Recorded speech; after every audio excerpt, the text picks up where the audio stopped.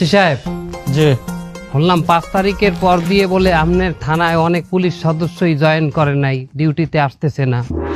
না মানে ওই কি স্যার, ওই 5 তারিখের পর ওরা একটা দাবি লইয়া নামছিলে, দাবিটা একালে হালাই না তা এই দাবিটা হইছে কি স্যার, ওই দাবিটা কইছে ওরা যতক্ষণ না মানবে ওরা বলে ডিউটিতে জয়েন করবে না।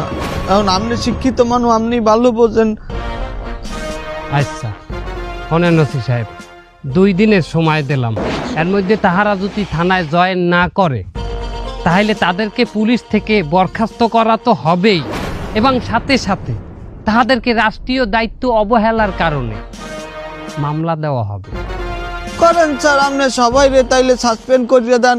তারপরে দেশে যদি একটা চুরি দুর্নীতি তারপরে রাহাজারি হামলা হয় সেগুলো আপনারা ট্যাকেল দিয়েন যদি সামলাইতে পারেন। ডরাই গেছি রে, আমরা ডরাই গেছি। আপনারা থাকবেন না, একটা চুরি চিন্তাই হইতে থাকবে না, আমরা নিরাপদ থাকতে পারবো না। শোনেন ওসি সাহেব, আমাদের ছাত্র সমাজ এদেরকে এখন সামরিক প্রশিক্ষণ দেওয়া হইতেছে। তারা যে কোনো সময় যে কোনো সামরিক বাহিনীতে সার্ভিস দিতে প্রস্তুত আছে।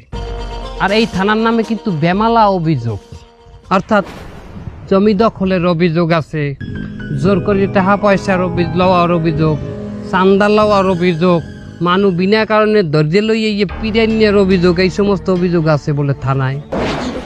এগুলো স্যার যাগো নামে অভিযোগ আছে তারাই তো এখন স্যার থানায় আসতে আছে না, ডিউটিতে জয়েন করতে আছে না।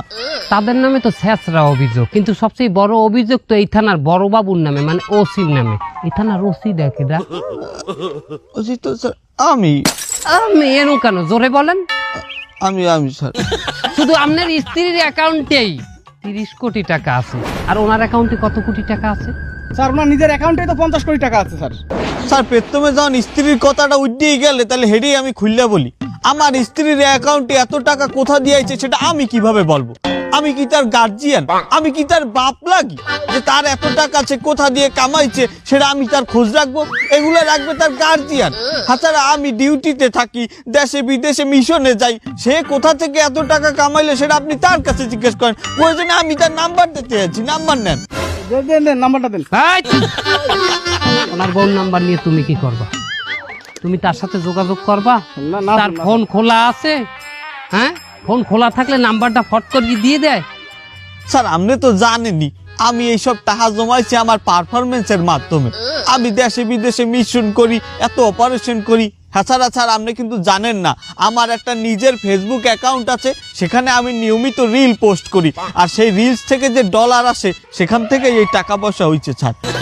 ও বাবা, মানে আপনি রিলস আর ব্লগ করে দিয়ে আপনি টাকা কামাইছেন 50 কোটি?